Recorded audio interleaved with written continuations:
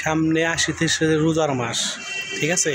কথা বলবো রোজা নিয়ে, কথা বলবো আমল নিয়ে, কথা বলবো সব কিছু মিলে আর কি ইসলাম বিষয়ে একটু কথা বলবো। সবাই শুনবেন, আসলে মনোযোগ দিয়ে শুনবেন। আসলে ভাই কী বলতেছে, কী বুঝাই দিতেছে। আসলে যারা আমরা মুসলমান, আমাদের 30টা রোজা ফরজ করেছে আল্লাহ তাআলা। এই জন্য শুধু আমাদের না, অন্য অন্য নবী যারা ছিল তাদের জন্য এসব রোজা ফরজ ছিল। অন্য অন্য নবীর উম্মত যারা ছিল তাদের জন্য ফরজ ছিল।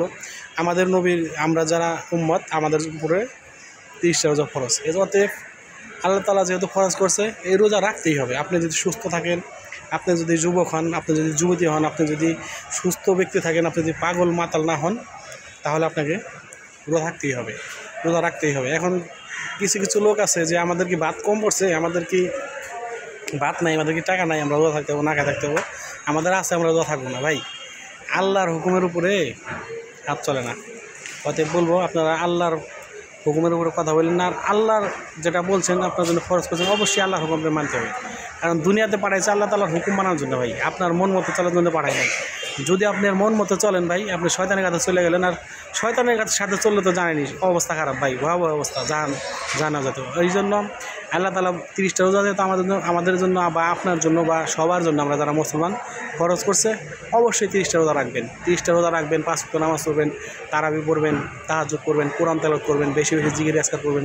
যেহেতু রোজার মাস, বছরে একটা 11 মাস তো খাওয়া দাওয়া করেন, ধুমছে 11 মাস তো কোনো আমল টামল এরকম করেন না। যেহেতু আল্লাহ তাআলা রোজার মাসকে আমলের মাস বলে, এবং কি রোজার মাস হচ্ছে আমল বৃদ্ধির মাস। এই জন্য রোজার মাসে একটা আমল করলে মানে 70 গুণ সওয়াব ভাই, 1/70 মানে কত বেশি, আল্লাহ তাআলার বেশি জানে। কিন্তু মোটামুটি একটা ধারণা যে একবার যদি সুবহানাল্লাহ বলেন 70 বার সুবহানাল্লাহর সওয়াব পাবেন। আর 1 রাকাত যদি ফরজ নামাজ পড়েন 70 রাকাত ফরজ রাকাত পড়া সওয়াব পাবেন। অতএব দেন কত সহজ করছে আল্লাহ তাআলা।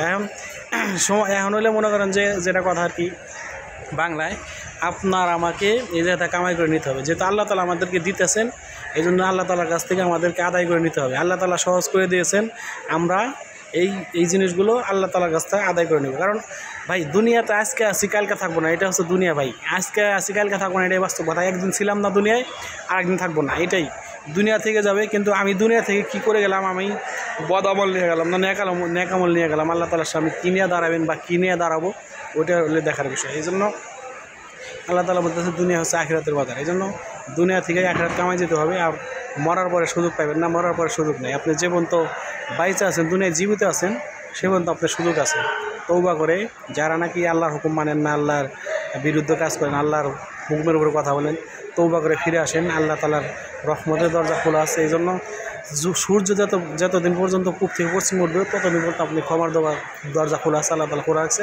সবাই তওবা করে আল্লাহর হুকুমের দিকে ফিরে আসেন, আল্লাহর হুকুম মানবেন। আর 30টা রোজা সবাই রাখবেন যথাযথভাবে। ভাই চোখের পর্দা আছে, সব কিছুর পর্দা আছে। হুজুর আমাদের মসজিদে বড় বড় মুফতি আলেম যারা আছে, তাদের কাছে মাসলা মাসাইল শিখে আমল করবেন। আর চেষ্টা করবেন ইনশাআল্লাহ 30টা রোজা রাখার সবাই।